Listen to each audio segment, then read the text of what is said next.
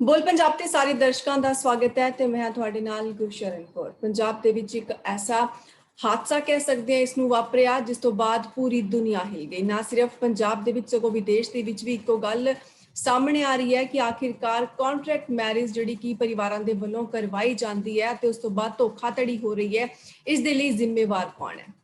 ਕਿਸੇ ਪਾਸੇ ਹੁਨਰ ਨਹੀਂ ਦਿਖਦਾ ਤੇ ਕਿਸੇ ਕੋਲ ਪੈਸੇ ਨਹੀਂ ਹੁੰਦੇ ਲਗਾਉਣ ਦੇ ਲਈ, ਤਾਂ ਉਸ ਤੋਂ ਬਾਅਦ ਕੁਝ ਅਜਿਹੀਆਂ ਗੱਲਾਂ ਹੁੰਦੀਆਂ ਨੇ ਜਿਸ ਦੇ ਲਈ ਜ਼ਿੰਮੇਵਾਰ ਕਿਸ ਨੂੰ ਠਹਿਰਾਇਆ ਜਾਵੇ ਇਹ ਸਮਝ ਦੇ ਵਿੱਚ ਨਹੀਂ ਆਉਂਦਾ।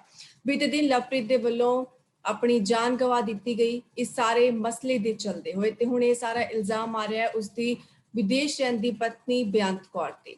ਕਿਹਾ ਇਹ ਜਾ ਰਿਹਾ ਹੈ ਕਿ ਉਸਦੇ ਵੱਲੋਂ ਇੰਨਾ ਜ਼ਿਆਦਾ ਸਟ੍ਰੈਸ ਦਿੱਤਾ ਗਿਆ, ਤੰਗ ਕੀਤਾ ਗਿਆ ਲਵਪ੍ਰੀਤ ਨੂੰ ਕਿ ਉਹ ਆਪਣੀ ਜਾਨ ਗਵਾਉਣ ਦੇ ਲਈ ਖੁਦਕੁਸ਼ੀ ਕਰਨ ਦੇ ਲਈ ਮਜਬੂਰ ਹੋ ਗਿਆ। ਆਖਿਰਕਾਰ ਕੀ ਇਹ ਹਾਲਾਤ ਹੁੰਦੇ ਨੇ? ਕਿਵੇਂ ਇਹਨਾਂ ਸਾਰੇ ਹਾਲਾਤਾਂ ਤੋਂ ਬਚਿਆ ਜਾ ਸਕਦਾ ਹੈ? ਤੰਦਰੁਸਤ ਜ਼ਿੰਦਗੀ ਅਸੀਂ ਜੀ ਸਕਦੇ ਹਾਂ? ਇਹ ਸਾਰੀਆਂ ਗੱਲਾਂ ਜਾਣਨ ਦੇ ਲਈ ਸਾਡੇ ਨਾਲ ਸਾਈਕੋਲੋਜਿਸਟ ਨੀਰੂ ਅਤਰੀ ਮੈਮ ਮੌਜੂਦ ਨੇ। ਸਭ ਤੋਂ ਪਹਿਲਾਂ ਉਹਨਾਂ ਦਾ ਸਵਾਗਤ ਕਰਦੇ ਹਾਂ। ਸਤਿ ਸ਼੍ਰੀ ਅਕਾਲ ਮੈਮ। ਜੀ ਮੈਮ, ਜ਼ਿੰਦਗੀ ਦੇ ਨਾਲ ਪਿਆਰ ਖਤਮ ਹੋਣਾ ਕਿਉਂ ਸ਼ੁਰੂ ਹੋ ਜਾਂਦਾ ਹੈ? ਸਭ ਤੋਂ ਜ਼ਰੂਰੀ ਚੀਜ਼ ਹੈ ਜ਼ਿੰਦਗੀ, ਉਹਦੇ ਨਾਲ ਹੀ ਪਿਆਰ ਖਤਮ ਹੋ ਜਾਂਦਾ ਹੈ ਕਿ ਉਹਨੂੰ ਖਤਮ ਕਰਨ ਬਾਰੇ ਸੋਚ ਕਿਵੇਂ ਸਕਦਾ है? क्यों ਹੁੰਦਾ है ये बड़ी सारी चीजें होती हैं ना। सबसे पहला क्या होता है कि क्यों जिंदगी के लिए जो है हमारा प्यार कम होने लगता है कि हम मटेरियलिस्टिक जो चीजें हैं उनमें खुशी ढूंढना शुरू करते हैं। दूसरा चीज है कि हम दूसरे को अपने से बेहतर समझते हैं। तीसरा चीज है कि हमको दूसरे लोगों से उम्मीदें बहुत ज्यादा है, राइट। और कहीं ना कहीं एक ये भी चीज है कि हमने अपनी जिंदगी के लिए शायद क्लियर जो गोल्स हैं वो सेट नहीं किए। तो ये बहुत सारे ऐसे कारण होते हैं जिसकी वजह से हमें लाइफ में कहीं ना कहीं डिसअपॉइंटमेंट होने लगता है।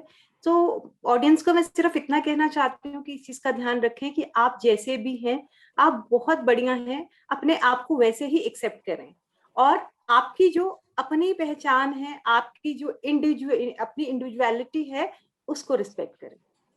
जी ਜੀ ਅੱਛਾ, ਇੱਕ ਇੱਛਾ ਕੇ ਸਾਥ ਇੱਕ ਇੱਛਾ ਦੇ ਨਾਲ ਆਪ ਖੁਦ ਨੂੰ ਬੰਨ ਲੈਣਾ, ਸੋਚਣਾ ਕਿ ਜੇ ਇਹ ਹੋਏਗਾ ਮੈਂ ਤਾਂ ਹੀ ਖੁਸ਼ ਹੋਊਂਗਾ, ਜੇ ਮੈਨੂੰ ਇਹ ਚੀਜ਼ ਮਿਲ ਜਾਏਗੀ ਮੈਂ ਤਾਂ ਹੀ ਖੁਸ਼ ਹੋਊਂਗਾ, ਇਸ ਤੇ ਤੁਸੀਂ ਕੀ ਕਹਿਣਾ ਚਾਹੋਗੇ? ਕਿਵੇਂ ਸਮਝਾਉਣਾ ਚਾਹੋਗੇ ਸਾਨੂੰ ਤੇ ਬਾਕੀ ਲੋਕਾਂ ਨੂੰ?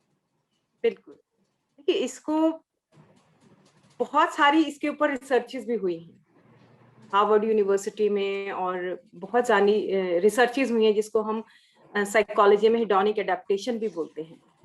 इसका मतलब ये होता है कि हम जैसे आपने कहा कि किसी एक चीज के साथ मान लेते हैं कि ये परफेक्ट पार्टनर मुझे मिल जाए तो ही मुझे खुशी होगी, मुझे ये फॉरेन में जाना है वो मिलेगा तभी मेरी जिंदगी में खुशी आएगी, मुझे ये परफेक्ट ये वाली गाड़ी चाहिए तो मेरे को खुशी आएगी, राइट।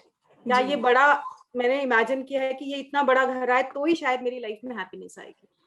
सो इस चीज से हमको बाहर निकलना है, क्योंकि अदरवाइज क्या होता है वो चीज हमको मिल भी जाए, वो शायद 1 महीना 2 महीना हमें पसंद आएगा, अच्छा लगेगा, लेकिन उसके बाद फिर से अंदर अकेलापन लगने लगेगा, फिर से खालीपन लगने लगेगा, उस चीज के लिए फिर से इंटरेस्ट कम हो जाएगा कि अब क्या, अब कुछ हमको नया चाहिए, है ना। तो मुझे लगता है कि इस चीज को हम रियलाइज करें कि ऐसी चीजों में बंधना नहीं है हमें अपने आप को। खुशियां बहुत सारी और चीजों में ढूंढी जा सकती है, छोटी छोटी, हर रोज एक खुशी आप आसपास में देख सकते हैं, एक छोटी सी चीज में भी खुशी मिल सकती है। जी, आप बारिश के पानी में भीग रहे हैं, आपको उसमें भी खुशी हो सकती है, राइट। तो खुश होने के लिए बड़ी बड़ी चीजों का इंतजार नहीं करना है, तो किसी एक चीज के साथ अपने को नहीं बांधना है। ਇਹ ਵੀ ਹੈ ਕਿ ਅਗਰ ਆਪਾਂ ਹੁਣ ਇੱਕ ਚੀਜ਼ ਨਾਲ ਬੰਨ ਲਵਾਂਗੇ ਖੁਦ ਨੂੰ ਤਾਂ ਹੋ ਸਕਦਾ ਹੈ ਜਿਵੇਂ ਤੁਸੀਂ ਕਿਹਾ ਕਿ ਕੁਝ ਟਾਈਮ ਬਾਅਦ ਆਪਾਂ ਉਸ ਤੋਂ ਬੋਰ ਹੋ ਜਾਵਾਂਗੇ, ਫਿਰ ਕਿਸੇ ਹੋਰ ਚੀਜ਼ ਨਾਲ ਬੰਨ ਲਵਾਂਗੇ। राइट राइट, बिल्कुल। तो ये चलता रहेगा फिर, मतलब हमको एक्चुअल में कभी भी संतुष्टि मिलेगी नहीं, वो हैप्पीनेस कभी मिलेगी नहीं, वो हमेशा टेम्परेरी होगी, है ना।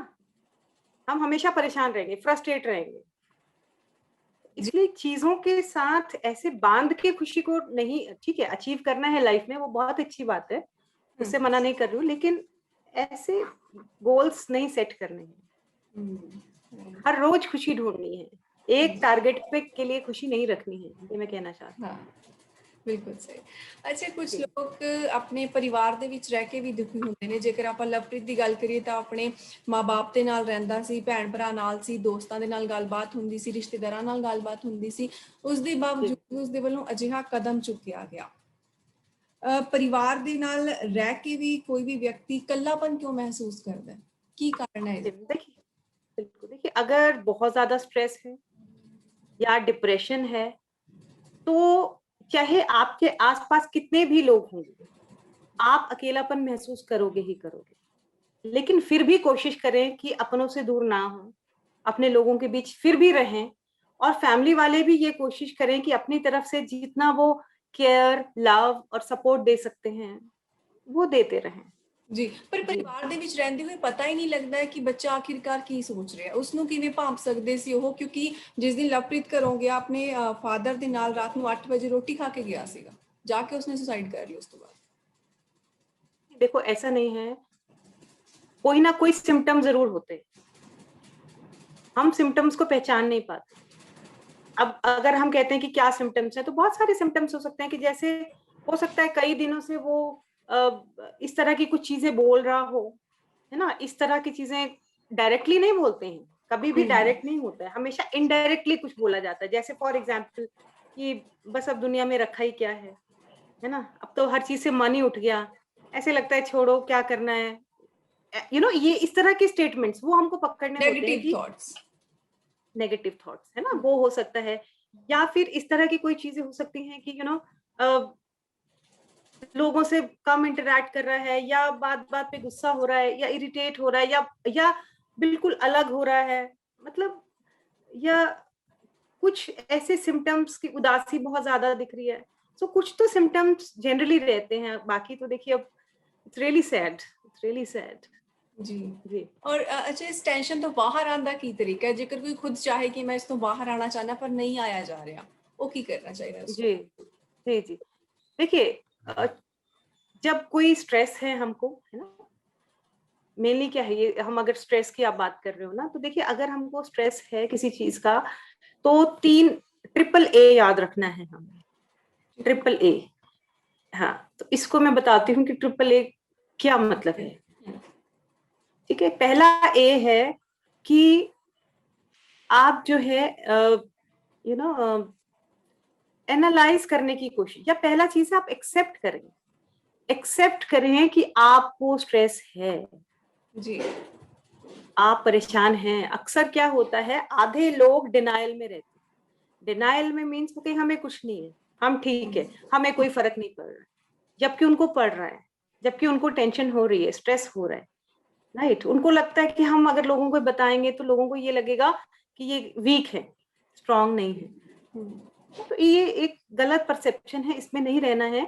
अगर हम बताते हैं कि हम स्ट्रेस में हैं या हम परेशान हैं, तो इससे कहीं हम वीक नहीं हो जाते हैं, बल्कि मुझे लगता है बहुत आपको हिम्मत चाहिए लोगों से ये चीज बांटने के लिए। तो मीन्स आप स्ट्रांग है तभी आप शेयर करेंगे इस चीज को, राइट, है ना, क्योंकि बहुत करेज चाहिए अपनी बात कहने के लिए। तो पहली चीज ये है कि आप एक्सेप्ट करें, डिनायल में नहीं रहे कि कुछ नहीं है, एक्सेप्ट करें कि हाँ मुझे स्ट्रेस हो रहा है, मुझे टेंशन हो रहा है, मुझे कोई चीज परेशान कर रही है। Number 1, first A is accept. Second A is analyze the situation. Analyze means analyze ये करें कि जो, देखिए स्ट्रेस है ना, जब हमको समझ नहीं आता कि स्ट्रेस हो किस चीज का रहा है, उसके बेस में बहुत सारी चीजें होती हैं। जी जी जी, है ना, तो हमको थोड़ा सा बेस में जाके, अगर नहीं समझ आ रहा लिख लो, है ना, तो बेस में जाके ये ढूंढना है कि मुझे स्ट्रेस एक्चुअली किस चीज का हो रहा है, राइट, है ना। तो वो जब आपने पकड़ लिया कि ओके असली कारण ये है, राइट, है ना, तो वो एक बार आपको पकड़ में आ गया चीज। फिर तीसरा चीज होता है कि हम फिर उस पे ऑल्टरनेटिव ढूंढे कि ओके ऑल्टरनेटिव, कि क्या ऑल्टरनेटिव्स हो सकते हैं, क्या रास्ते हो सकते हैं, क्या तरीके हो सकते हैं जिससे हम इस प्रॉब्लम को सॉल्व करें या मैनेज करें। देखिए हर प्रॉब्लम का सॉल्यूशन नहीं होता है, कुछ प्रॉब्लम्स ऐसी होती है जिनका समाधान नहीं है, राइट, लेकिन समाधान नहीं है तो उसको हम कैसे मैनेज करें, किस तरीके से उसको मैनेज करें कि उससे हमको स्ट्रेस ना हो, है ना। तो वो रास्ते हमको ढूंढने पड़ेंगे, वो ऑल्टरनेटिव्स हमें ढूंढने पड़ेंगे। और जब अपने इतने आप डिटेल में जब एनालिसिस करते हो तो मुझे लगता है कि स्ट्रेस को हैंडल करने के लिए रास्ते भी मिल जाते हैं, है ना, आप उसमें से निकल जाते हैं। और जब आप उसमें से निकलते हो तो अपने को अप्रिशिएट जरूर करें कि आपने देखिए खुद इस चीज को मैनेज किया है ना। जैसे मैंने कहा कि लोगों से बात जरूर करें। अगर आपकी लाइफ में लोग नहीं हैं ऐसे जिन पे आप ट्रस्ट कर सकते हो, या आपको लगता है कि मैं कैसे बताऊं, तो प्रोफेशनल्स हैं आजकल, इतने काउंसलर्स हैं, ऑनलाइन है, ऑफलाइन है, राइट। इंपॉर्टेंट है कि बात करें। आपको स्ट्रेस हो रहा है तो प्लीज टॉक अबाउट इट, जी राइट।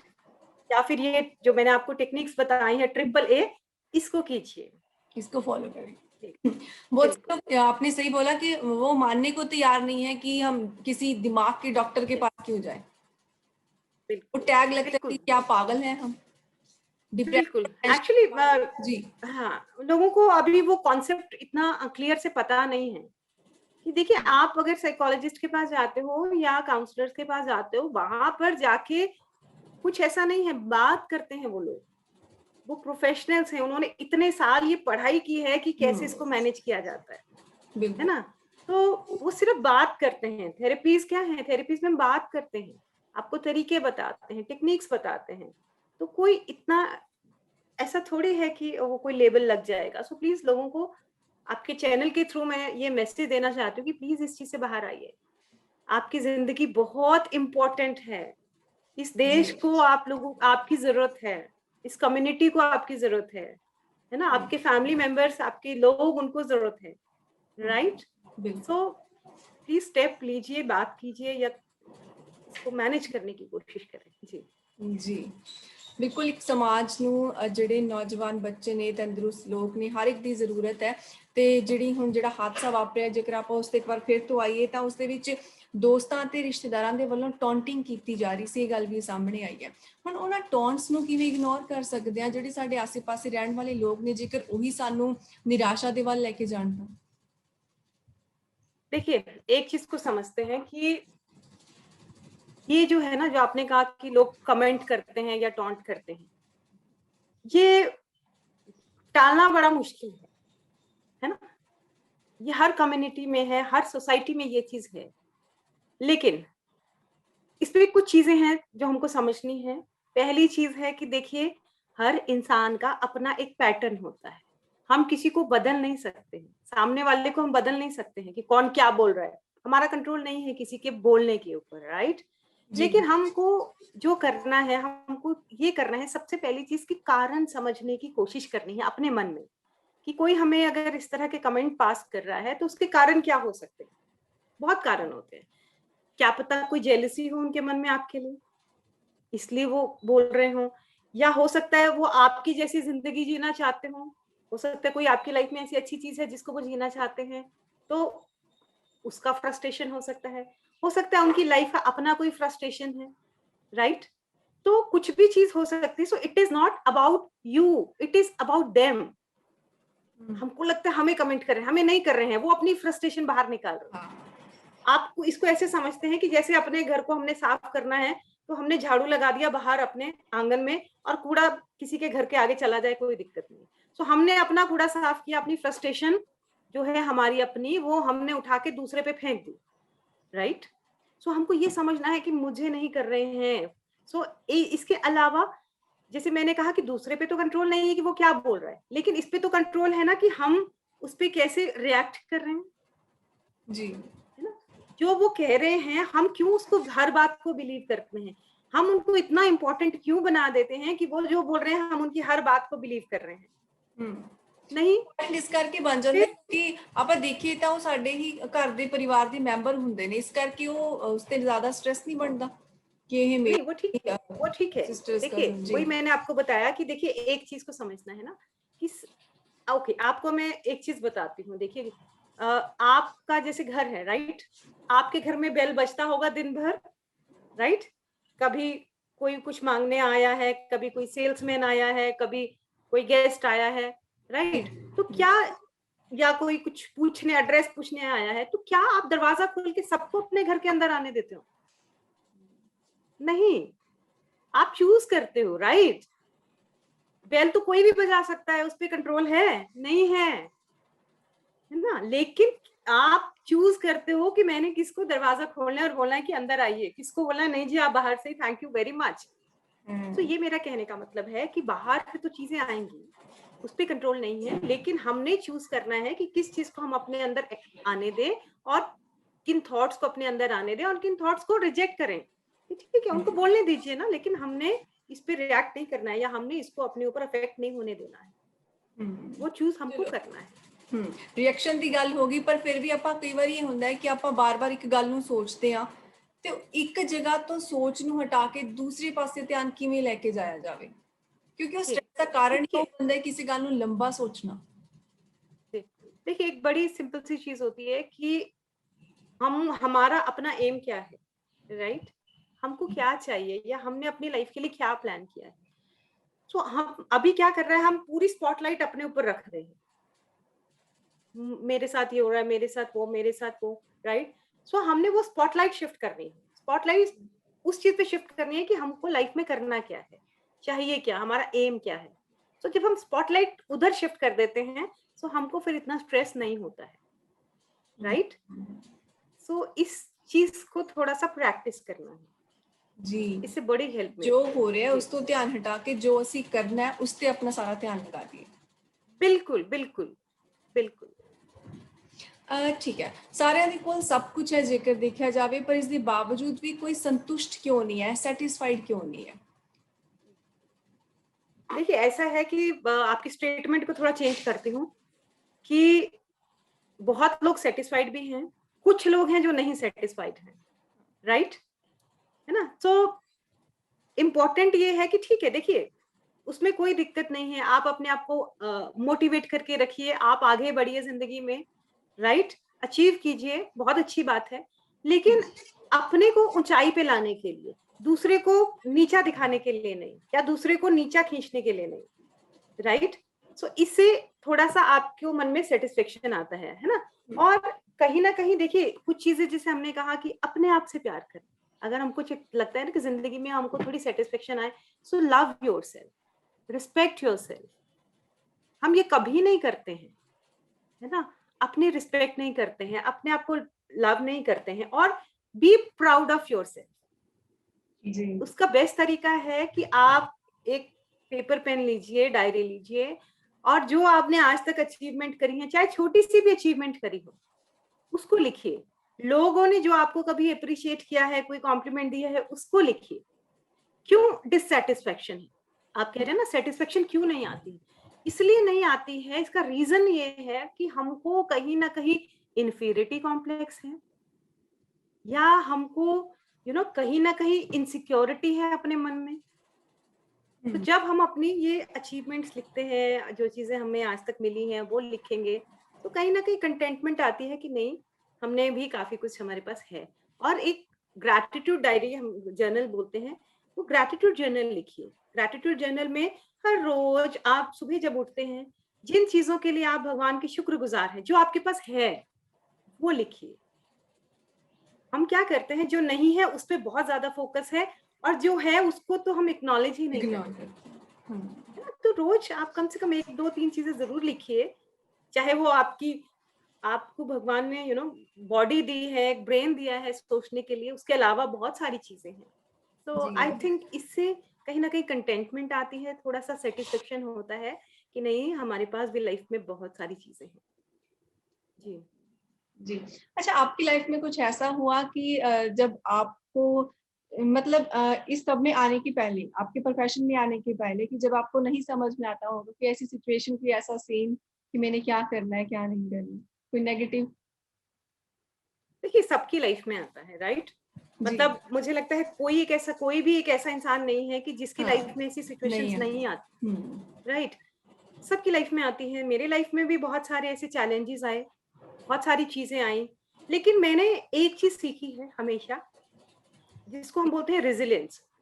इंग्लिश में हम बोलते हैं रेजिलियंस। रेजिलियंस का मतलब होता है टू बाउंस बैक, यानी कि दिक्कत आई, कोई प्रॉब्लम आई, उसको किसी भी तरीके से, जैसे मैंने कहा कि सॉल्व करने की, या उसको मैनेज करने की, या उसे कैसे डील करना है, वो एनालिसिस किया। 2-4 दिन बेशक दुखी हुए, रो भी लिए, लेकिन उसके बाद मूव ऑन किए, मतलब उसको चलते नहीं रहने देना है। सो ये बड़ी इंपॉर्टेंट चीज होती है टू बाउंस बैक। प्रॉब्लम सबकी लाइफ में आएगी, कोई इंसान नहीं है जिसकी लाइफ में दिक्कत नहीं है, लेकिन इम्पोर्टेंट ये है कि हम उसको कितना लंबा साथ में लेके चलते हैं, राइट? जी। सो उसको देखिए। और एक और चीज जो मेरे को बहुत हेल्प करती है, एक्सरसाइज। जब भी मैं परेशान होती हूँ तो मैं एक ब्रेक जरूर ले लेती हूँ। अगर पॉसिबल होता है तो मैं पहाड़ों में जैसे कहीं चले गए या हिल्स पे चले गए, एक ब्रेक जरूर ले ले। जब नहीं मैनेज हो रहा है तो एक ब्रेक लीजिए। कभी कभी बहुत सारी थॉट्स आपको आ जाती, समझ नहीं आता, so take a break if possible. दूसरा चीज है, जैसे मेरे लिए काम करती है, मैं लॉन्ग वॉक्स पे जाती हूँ। फिर मैं सुबह उठती हूँ 5 बजे 4 बजे और खूब लंबी वॉक्स पे मैं चलते चले जाती हूँ। और कहीं ना कहीं जब मैं नेचर से जुड़ती हूँ, आसपास पहाड़ पौधे पत्ते पक्षी दिखते हैं, आसमान दिखता है, लगता है सब कुछ इतना वास्ट है, तो मैं तो ठीक है, मेरी चीज इतनी बड़ी नहीं, हो जाएगा। So this is how I manage. जी मैम, ਇਹ ਨਿਰੂਅਤਰੀ ਮੈਮ ਨੇ ਆਪਣਾ ਉਹ ਸੀਕ੍ਰੇਟ ਸ਼ੇਅਰ ਕੀਤਾ ਜਿਸ ਦੇ ਨਾਲ ਉਹ ਆਪਣਾ ਸਟ੍ਰੈਸ ਦੂਰ ਕਰਦੇ ਨੇ। ਸਾਈਕੋਲੋਜਿਸਟ ਨੇ ਨਿਰੂਅਤਰੀ ਮੈਮ, ਤੇ ਤੁਹਾਡੀ ਹਰ ਇੱਕ ਪ੍ਰੋਬਲਮ ਦਾ ਹੱਲ ਕਿਵੇਂ ਹੋ ਸਕਦਾ ਹੈ, ਤੁਸੀਂ ਆਪਣੇ ਆਪ ਨੂੰ ਕਿਵੇਂ ਸਹੀ ਰਸਤੇ ਤੇ ਖੁਦ ਲੈ ਕੇ ਜਾ ਸਕਦੇ ਹੋ, ਸਾਰੀਆਂ ਗੱਲਾਂ ਬਾਤਾਂ ਤੁਹਾਡੇ ਨਾਲ ਸਾਂਝੀਆਂ ਕੀਤੀਆਂ ਨੇ। ਪਰ ਜੇਕਰ ਫਿਰ ਵੀ ਤੁਸੀਂ ਉਹਨਾਂ ਦੇ ਨਾਲ ਗੱਲਬਾਤ ਕਰਨਾ ਚਾਹੁੰਦੇ ਹੋ ਤਾਂ ਅਸੀਂ ਇਹਨਾਂ ਦਾ ਨੰਬਰ ਸਕਰੀਨ ਤੇ ਜ਼ਰੂਰ ਫਲੈਸ਼ ਕਰਾਂਗੇ। ਨਿਰੂਅਤਰੀ ਮੈਮ ਦੇ ਨਾਲ ਕੋਈ ਵੀ ਵਿਅਕਤੀ ਕਿਸੇ ਵੀ ਸਮੇਂ ਗੱਲਬਾਤ ਕਰ ਸਕਦਾ ਹੈ, ਰਾਏ ਲੈ ਸਕਦਾ ਹੈ, ਸੁਜੈਸ਼ਨ ਲੈਣ ਦੇ ਲਈ ਬਹੁਤ ਸਾਰੇ ਲੋਕ ਇਹਨਾਂ ਦੇ ਕੋਲ ਜਾਂਦੇ ਨੇ। ਜੇਕਰ ਤੁਸੀਂ ਆਪਣੀ ਜ਼ਿੰਦਗੀ ਨੂੰ ਸਵਾਰਨਾ ਚਾਹੁੰਦੇ ਹੋ ਤਾਂ ਜ਼ਿੰਦਾ ਦਿਲ ਦੇ ਨਾਲ ਜੀਣਾ ਸਿੱਖੋ। ਨਿਰੂਅਤਰੀ ਮੈਮ, ਬਹੁਤ ਬਹੁਤ ਧੰਨਵਾਦ ਤੁਹਾਡਾ ਸਾਡੇ ਇਸ ਪ੍ਰੋਗਰਾਮ ਦੇ ਵਿੱਚ ਆਉਣ ਦੇ ਲਈ ਤੇ ਸਾਨੂੰ ਆਪਣਾ ਟਾਈਮ ਦੇਣ ਲਈ। Thank you so much.